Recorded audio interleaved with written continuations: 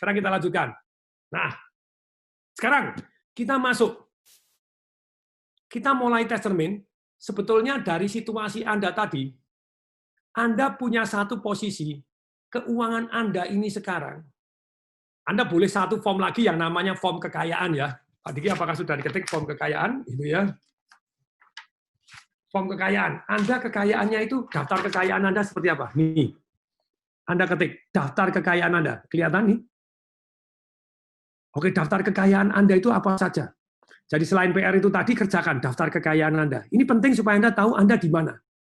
Dan yang Anda keluarkan nanti itu adalah untuk kekayaan Anda itu passive income atau massive income. Oke, daftar kekayaan ini sangat penting. Oke, terus nanti kerjakan. Ini filenya, nanti silahkan diisi sendiri. Nah, ini di screenshot, kalau nggak bisa ya difoto. Kalau nggak bisa, Pak Diki tolong buatin, nanti dikirim kepada semua, gitu ya. Isinya, Anda ada daftar kekayaan fisik Anda. Sekarang, barang Anda ada apa saja? Oh, 82 rumah, Pak. Kemudian 2 mall, kemudian 6 hotel, Pak. Oh, keren, kan gitu ya. Terus, kemudian tahun belinya kapan? Kayak saya di laporan pajak, ya tentu saja saya punya tenaga dalam yang luar biasa. Kenapa? Kayak contohnya properti dulu saya beli di laporan pajak 285 juta, sekarang kalau saya jual 6,5 miliar. Nah, itu kan ada kekuatan yang luar. Ya, ada yang seperti pajak, tetapi termasuk ini, saham kekayaan fisik. Iya dong, saham kekayaan fisik. Ini ada yang nanya. Terus kemudian waktu beli berapa, sekarang harganya berapa? Ini ada satu kolom, nambah atau kurang sih? Nambah atau kurang Anda? Maksudnya nambah atau kurang itu dengan harga sekarang, Pak, dulu saham, saya beli saham Bakri, Pak, 8.000, Pak, sekarang tinggal 50, Pak. Ya wis, itu ya berarti berkurang. Totalnya harganya berapa? Berkurang habis. Saya juga ada di sini misalnya, emas, dulu beli, saya beli emas nabung sudah bertahun-tahun, setiap bulan beli lagi, menaik juga. Tapi saya bukan semua emas. Emas saya tuh sama perak itu 7,5% dari harta saya masukkan ke emas dan perak lah gitu ya. Nah, tapi itu kan kalau saya laporan kan dari sebetulnya nilai belinya. Nilai belinya kalau saya jual sekarang sudah naik, properti sama, kan nilai belinya. Nah, sekarang berarti Anda mulai tahu kekuatan Anda berapa, kekayaan Anda. Oke ya, XAU, XAG, lagi tren XAG, woy. Cara beli perak di mana, Pak? Ya, saya beli perak di Money Mall di Surabaya, terus ada di UOB, ada yang di Julius Bar, gitu ya. Kalau dulu di Credit Suisse, nah ini sekarang Credit Suisse sudah saya enggak, ini ya. Tapi kenapa perak nanti ya Anda belajar dulu deh, belajar ilmu dasarnya dulu, woy. Jangan Anda bilang, Pak, beli perak di mana? Saya ngajarin Anda beli perak, Anda nggak ngerti pada waktu saya jual, Anda nggak jual. Nanti turun, Anda rugi, Anda marah-marah. Jadi sebetulnya bukan cari bocoran hasilnya, tapi cari ilmunya. Ini sangat penting gitu ya. Pak, saham apa yang bagus, Pak? Sekarang masanya beli, tunggu dulu. Yang penting ilmunya, boy. Lu ini kan lagi turun, Pak. You never knows. Contohnya never knows. Lu lagi turun, you never knows. Anda harus aset alokasi. Saya zaman dulu saham BNI 1.800. Pada waktu opening jual perdana 800, 1.800, turun tinggal 500 beli. Besok turun tinggal 400 beli lagi Everson. Besok turun lagi 300 beli lagi. Besok tinggal 50, tinggal 25, digabung lagi. Aduh, tobat gitu ya. Jadi tobat. Nggak punya duit lagi. Nah, Anda you never knows. Anda belajar dulu ilmunya. Termasuk di sini nanti Anda belajar bagaimana aman secara kekayaan itu seperti apa. Gitu ya. Itu sangat-sangat penting gitu ya. Yang namanya salah satu aset alokasi tidak boleh taruh perak-perak semua, emas-emas semua. Dan nomor satu alokasi yang terbaik adalah belajar ilmunya dulu, gitu ya. Makanya orang bilang saham itu berbahaya, enggak. Yang berbahaya adalah kerakusan dan kegoblokan kita. Gitu ya. Oke, saya dulu perak, wah ateng sok tahu, ilmunya baru separuh, bos nekat terjun, wah pertama kali untung banyak, semakin pede, untung puluhan Mercy S-Class, jeblok rugi puluhan Mercy S-Class juga. Ongkos sekolahnya mahal gitu ya. Ya karena ateng sok tahu gitu. Oke, sekarang kita lanjutkan dulu ya. Nanti di PR-nya ya, tolong dibuat ya namanya daftar kekayaan Anda. Tidak untuk saya, tapi untuk supaya Anda tahu posisinya sendiri. Nah, sekarang kalau Anda nanti sudah ngitung, Anda akan tahu posisi keuangan Anda itu apa sih? Sebetulnya Anda ini harus punya goal. Goal-nya di antara 6 ini. Tolong Pak Diki, goal keuangannya dulu, tentu saja enggak yang 6 level finansial Pak Diki, 6 level finansial kita. Kita itu mau seperti apa sih levelnya? Dan untuk itu Anda harus punya apa begitu ya. Tolong Pak Diki layan. Jadi level yang nomor 1 itu namanya financial security. Tidak semua orang ya, financial protection baru security. Ini financial protection ini satu kondisi uang di mana kita cukup punya uang untuk mengcover pengeluaran bulanan minimal 2 sampai 24 bulan. Dan 2 sampai 24 bulan ini sebetulnya bukan kekayaan fisik dalam arti bentuk rumah, bentuk ini, bentuk mobil. Lah hari ini ketika diuji, bumi gonjang-ganjing, kondisi kena badai corona, gitu ya. Ternyata banyak orang yang tidak bisa bekerja, terus kemudian dirumahkan, income dipotong separuh, atau bahkan di PHK tidak punya income, bisa tahan nggak 2 sampai 24 bulan. Kalau belum, ini adalah goal Anda yang pertama. Jadi financial protection ini saya mulai sejak saya zaman di BCA. Saya punya prinsip, saya harus punya cadangan minimal 6 bulan gaji. Kalau saya tidak kerja, saya tetap bisa hidup. Loh, saya sendiri punya berapa? Saya punya tabung terus sampai akhirnya punya 3 tahun. Kalau saya tidak perlu bekerja, saya masih hidup. Enak atau naknan? Naknan. Jadi banyak orang bingung. Pak Tong, kalau saya ini mau bisnis, caranya gimana? Apakah harus keluar? Boleh keluar, boleh enggak. Jadi sebetulnya ada 3 jurus ya. Kalau ada, Pak, saya mau bisnis, saya masih punya pekerjaan, saya mau bisnis nih. Apa? 3 jurus. 1, bakar kapal. Udahlah, keluar masa bodoh. Tapi alangkah baiknya kalau bakar kapal, Anda punya financial protection.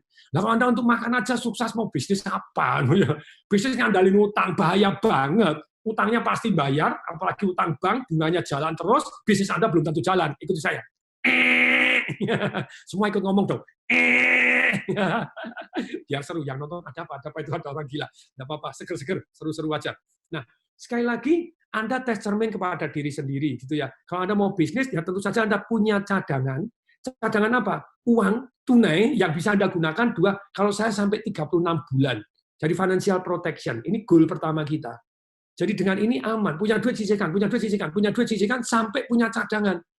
Jangan punya duit beli motor, ganti handphone. Wah, handphonenya Pak Tung keren ya, Note 10, aku juga mau Note 10. Ayo jangan ikut-ikutan. Saya handphone tidak pernah ganti dulu pada waktu pertama-tama, saya sangat-sangat tidak mau. Sungguh-sungguh tidak mau. Zaman di BCA semua karyawan yang level kepala bagian dikasih handphone gratis. Saya ulangi.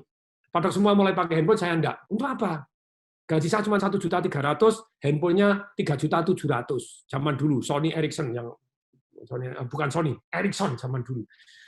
3.700.000, gaji saya 1.300.000. Nabung 3 bulan, enggak makan, baru bisa beli handphone. Belum tiap bulan dapat tambahan tagihan 250.000, karena dulu kan telepon dianggap interlokal semua gitu ya.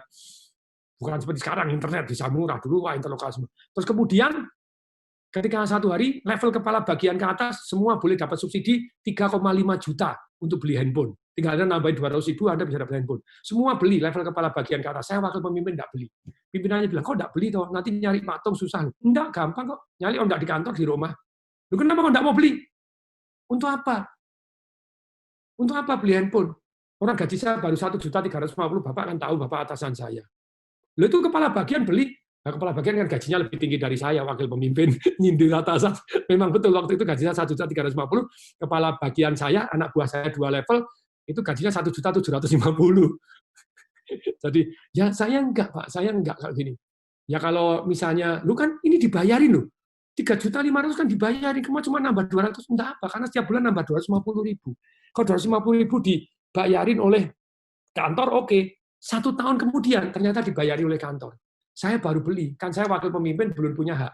Handphone saya dapat Nokia pisang yang gambarnya pisang, wah gambarnya pisang ini, gambarnya Nokia pisang sekarang timbul lagi yang kuning Nokia pisang yang edisi memori keluar. Yang zaman ini Nokia pisang, yang zaman ini berarti Anda orang kuno gitu ya. Nah itu udah lebih modern. Saya dapat handphone yang lebih canggih dari Ericsson dan kemudian baterainya sudah pakai lithium, nggak usah pakai gendong. Masih ada itu pisangnya, Pak. Ya, masih ada itu, masih ada. Oh, handphone saya sudah goodbye my love, tapi yang sekarang ngeluarin lagi Nokia, ngeluarin yang jenis pisang. Oke, tapi sekarang gini. Dan itu saya enggak pernah mau ganti handphone ini satu enggak mau ganti. Terus deh jangan ganti-ganti dulu yang aneh-aneh. Anda financial protection lebih baik sisihkan dulu supaya Anda punya goal financial protection. Anda you never know kok. Kalau kejadian seperti ini, ternyata kita di lockdown. Oke, semoga Juni sudah dibuka, semoga September. Menurut saya sih, kalau pulih ekonomi bisa setahun, 2 tahun. Pulih ekonomi bisa setahun, 2 tahun. Pulih dari lockdown-nya, yes. Tapi kalau Anda tidak mempunyai, ya repot gitu ya. Oke, kita lanjutkan. Ini goal kedua Anda. Anda sudah financial protection, Anda harus mulai masuk ke level berikutnya, yaitu financial security. Satu kondisi keuangan, di mana kita mencapai investasi yang cukup banyak, yang di mana hasil investasi ini kita investasikan ke hasil yang aman, cukup aman, hasilnya mencukupi kebutuhan di bawah ini tanpa harus bekerja lagi kecuali Anda memilih bekerja. Ini financial security. Lanjut. Ini Anda harus bisa kebutuhan tersebut adalah apa? Angsuran rumah, biaya makan, listrik, gas, air, transport, asuransi, pajak, contoh pajak bangunan. Banyak nih orang kaya tinggal di Menteng, di Kebayoran, di Jalan Sriwijaya, di mana saya pernah dengar mereka bayar PBB aja nggak mampu. Rumahnya harganya puluhan miliar, ratusan miliar, tapi bayar PBB nggak mampu karena tidak punya cash flow. Mereka capital rich, istilahnya aset kaya, tapi cash flow-nya belum. Makanya saya bilang bahwa sangat penting itu adanya cash flow. Hari ini saya tidur pun masih dapat duit ember-emberan, nak-nan gitu ya. Jadi hatinya damai, tenang-tenang saja, makan enak, tidur enak, baca buku banyak. Nah, ini sebetulnya ini loh, saya akan share ya. Saya akan share. Finansial yang namanya, lanjut Pak Diki. Ini levelnya gitu ya. Saat Anda sudah namanya protection, security, masuk vitality. Ini sangat-sangat penting. Vitality itu apabila kondisi keuangan kita mencapai investasi cukup banyak dan kita investasi yang aman, di mana hasilnya mencukupi kebutuhan tercantum di bawah ini, security, ditambah tanpa harus kerja. Nah ini penting sekali tanpa harus kerja. Nah ini, bawah ini apa lagi? Lanjut Pak Diki. Kebutuhan tersebut pendidikan anak. Sebelumnya, ya ini. Entertainment, mungkin 50% dari Anda nikmatin. Beli barang mewah 1 dan 2, oke silahkan. Nah, yang keempat, itu adalah goal minimal saya zaman dulu saya bekerja, yaitu namanya financial independent.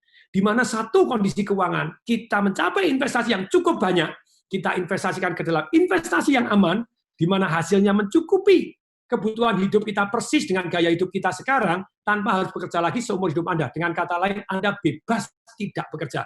Kalau yang ketiga tadi kan masih harus kerja kalau nambah pendidikan anak. Dulu saya melewati, financial vitality dulu, financial gini. Pada waktu saya keluar dari BCA, kemudian keluar dari ini, saya punya investasi sebelumnya waktu itu tidak cukup besar-besar amat. Tapi financially saya sudah security, saya sudah vitality. Kenapa? Karena saya dapat tabungan, saya punya tabungan 300 juta, pada waktu itu dapat bunga 12% net, begitu ya. Jadi hasilnya kalau 1% itu berarti 3 juta sebulan. Ongkos hidup saya tidak sampai 3 juta. Sebenarnya saya financially independent karena gaya hidup saya tanpa dikurangi.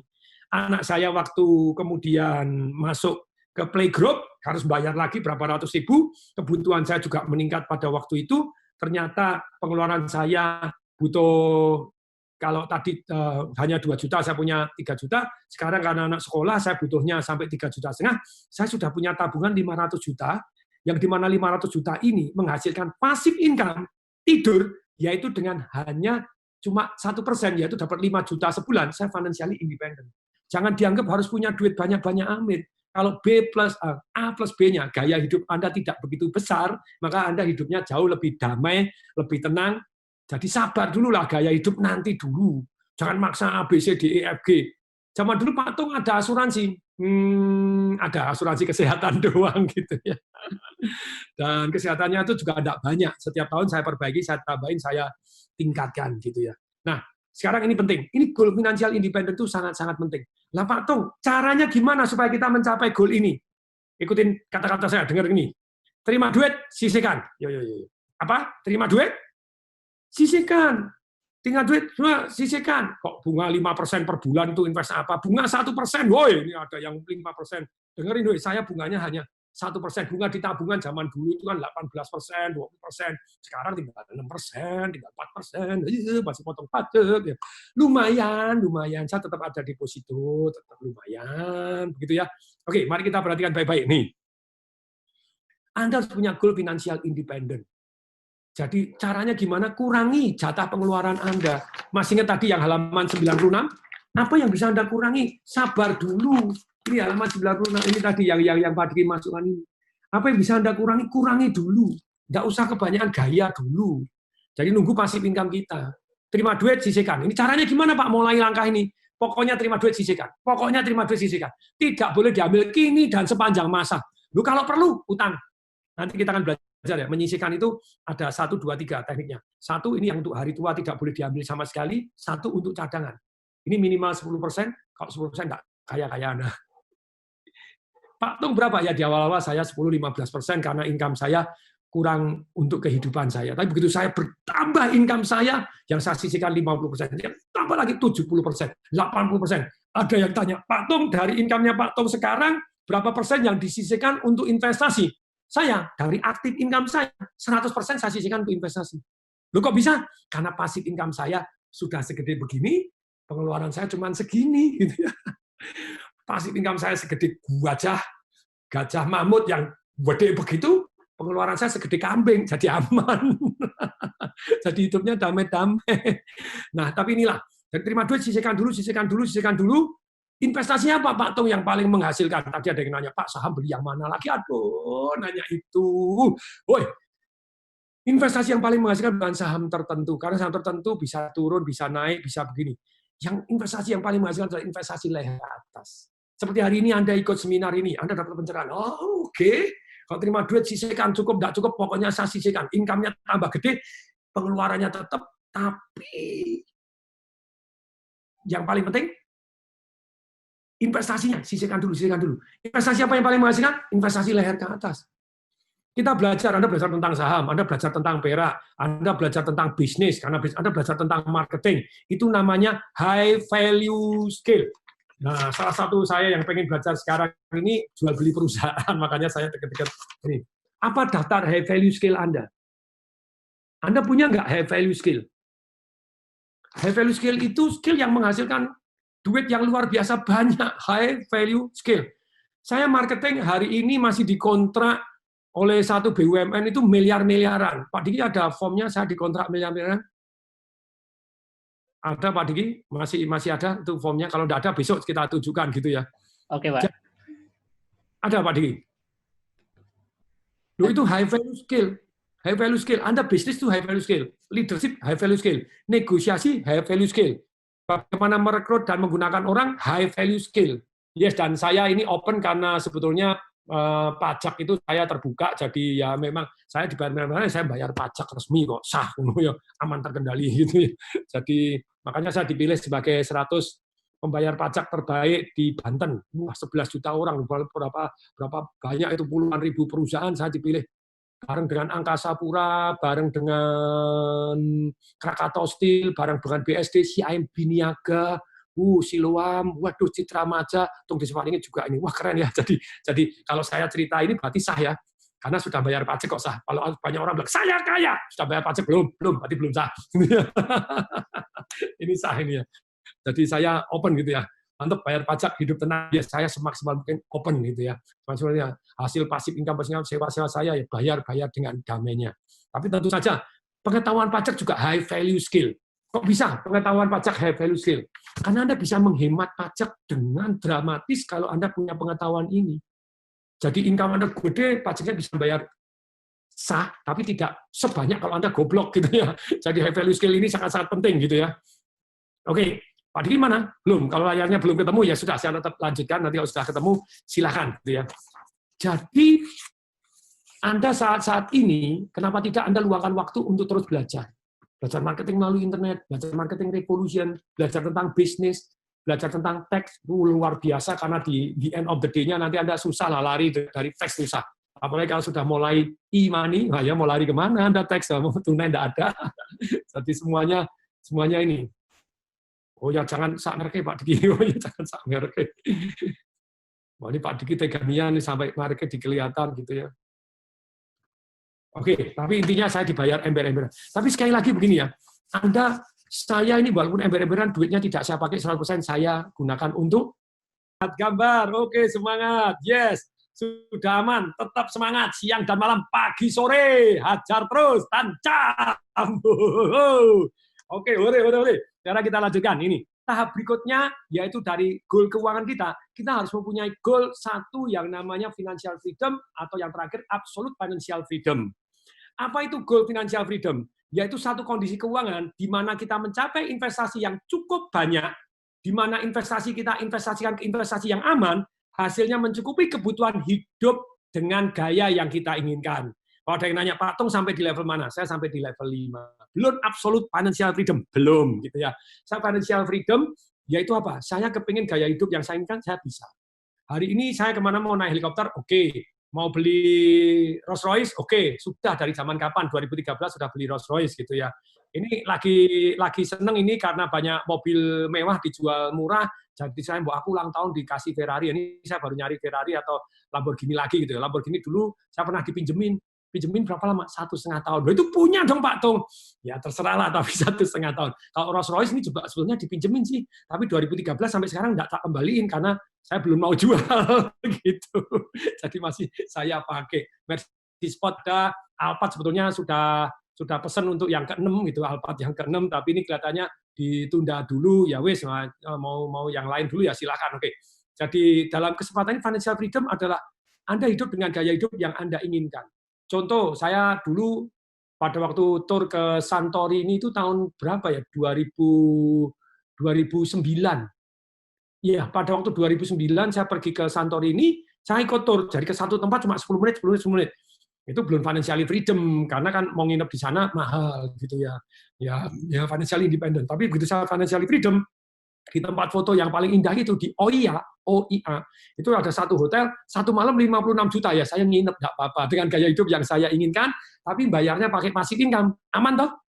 Aman, nah itu financially freedom. Ikutin kata-kata saya, enak itu ya, enak tenan. Berapa lama Pak Tung mencapai financial freedom?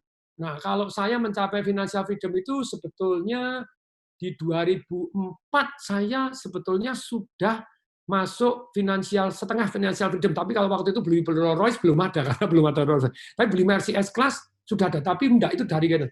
Saya 2004 sudah bisa beli Mercy S-Class, pindah di Pondok Indah, Bukit Golf juga bisa, tapi saya enggak, itu 2004. Sudah 16 tahun yang lalu. Wow, lumayan. Tapi kalau saya merasa totally jadi financially, jadi bukan absolut, tapi baru financial freedom itu 2010 ya, sekitar 2010. 2006, oke, 2010 saya sudah merdeka. Jadi 2010 saya merdeka, tapi 2007 saya belikan ulang tahun istri saya Mercy S-Class, Mercy Sport itu sudah dari passive income. Tapi belum bisa beli Rolls Royce waktu itu. Jadi 2013 sebenarnya sudah bisa. Jadi akhirnya saya belinya 2013. Begitu musim Rolls Royce ya saya ikut beli dari passive income gitu itu. Nah, financial freedom just ahead. Nih, mari kita bahas ya. Nah, sekarang yang ke-6. Nah, ini goal saya gitu. Ayo yang ke-6. Absolute financial freedom.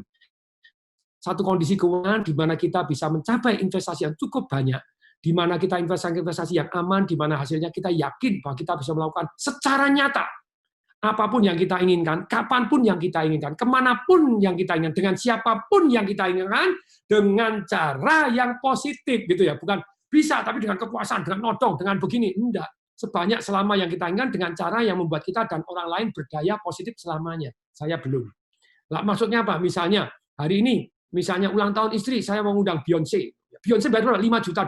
Saya hari ini mampu bayar Beyonce untuk nyanyi 2 jam, $5 juta mampu, tapi gak rela. Karena mengurangi capital gain. Jadi bukan dari pasif income-nya enak aja. Wah, $5 juta.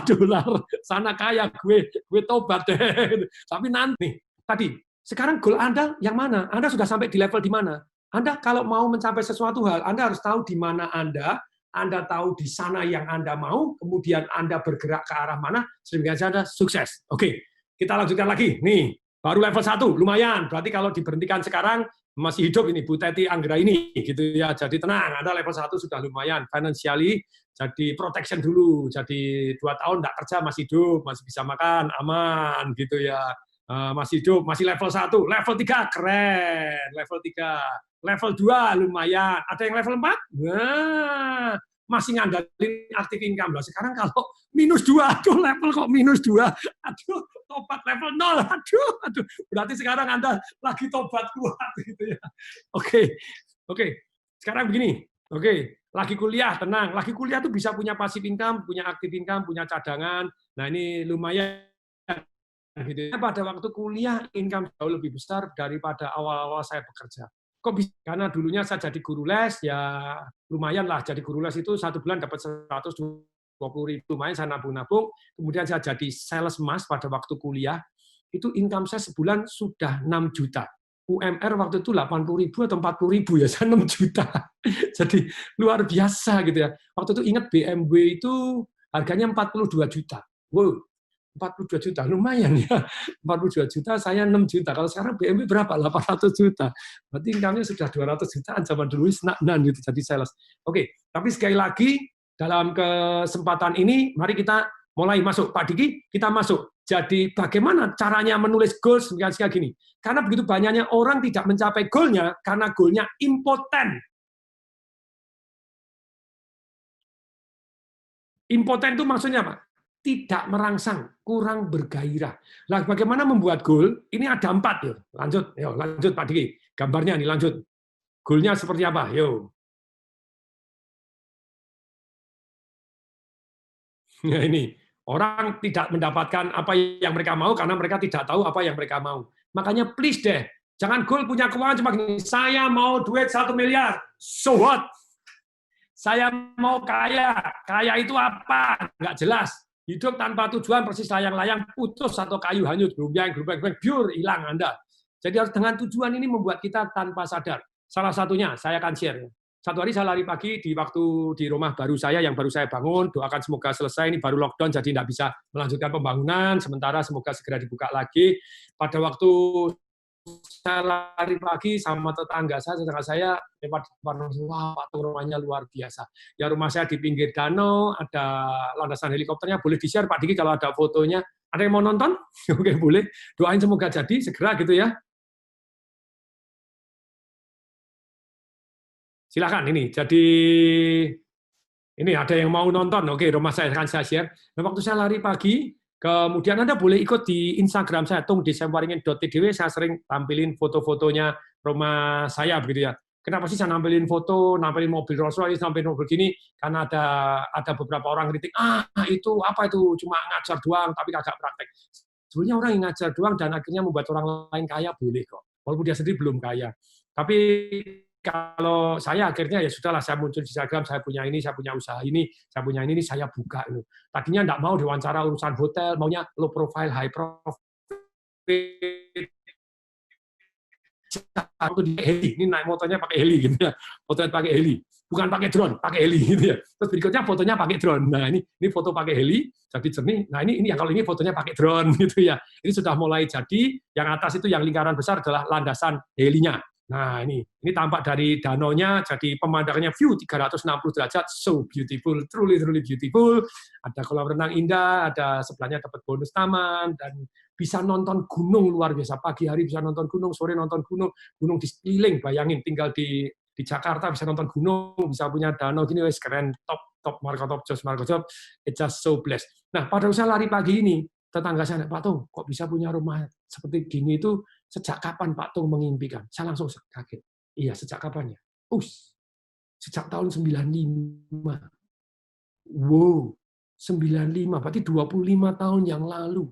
Ketika saya baru umur 27 tahun, saya masih kerja di BCA, gaji masih 1.350.000, sudah mimpi punya rumah di pinggir danau, ada landasan helinya, bisa parkir 20 mobil, mobilnya kalau diputar, rolet itu mobil naik apa, dan saya sudah menulis impian ini begitu detailnya 25 tahun yang lalu. Wow, saya baru kaget. Iya, saya 25 tahun lalu sudah nulis impian saya. So good gitu ya. Mirip-mirip rumahnya Tony Stark. Oh yes baby, saya pakai terbang. Oke gitu ya. Nah, shooting goal tidak ada kata terlambat. Yes. Tapi sekarang saya lanjutkan ini. Gini, jadi bagaimana goal yang menarik itu tadi, gimana caranya, gimana? Ada 4. Tolong Pak